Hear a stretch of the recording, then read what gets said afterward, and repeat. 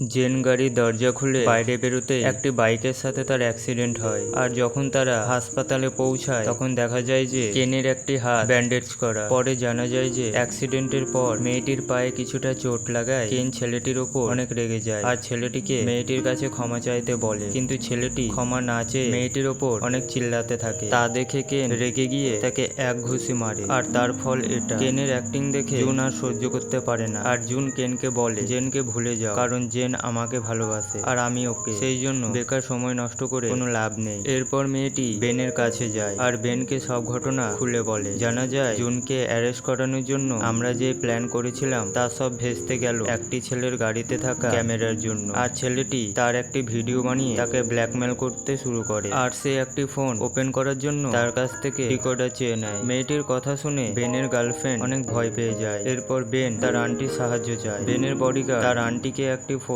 দেখিয়ে বলে এদের সম্বন্ধে কিছু জানতে চায়, কিন্তু তার আন্টি জেনকে চিনতে পারে না কারণ জেনের আগে চেহারাটি অনেক পাল্টে গিয়েছে। হ্যাকার সেই ফোনটি নিয়ে একটি লোকের সাথে দেখা করতে যায়। জানা যায় যে ফোনটি ওপেন করার জন্য মেয়েটির ডেথ সার্টিফিকেট, আইডি, ফিঙ্গারপ্রিন্ট লাগবে। হ্যাকার লোকটির কথা শুনে অবাক হয়ে যায়। হ্যাকার জেনকে ফোন করে বলে ফোনটির মৃত মালিকের একটি মেয়ে আছে, তার নাম লেন, আর সে চায়নাতে কোম্পানির বিষয়ে কেস করার জন্য এসেছে। সে একজন অ্যাক্ট্রেস, তাই যদি তাকে নিজেদের সাথে যুক্ত করা হয় তাহলে তার কাছ থেকে অনেক সাহায্য পাওয়া যাবে। পরের সিনে জুন ও কেন জেনের পেছন করতে করতে পাগলের মতো ভেতরে ঢুকতে যায়। তারা দুজন জেনের সাহায্য করার জন্য অনেক বেশি আগ্রহ দেখায়। তা দেখে জেন তাদের একটি ফটো দেখিয়ে মেয়েটির সম্বন্ধে জানতে চাইছিল। জুনও নিজের স্মৃতিশক্তিকে কাজে লাগিয়ে খোঁজ লাগায়, কিন্তু সেও ব্যর্থ হয়।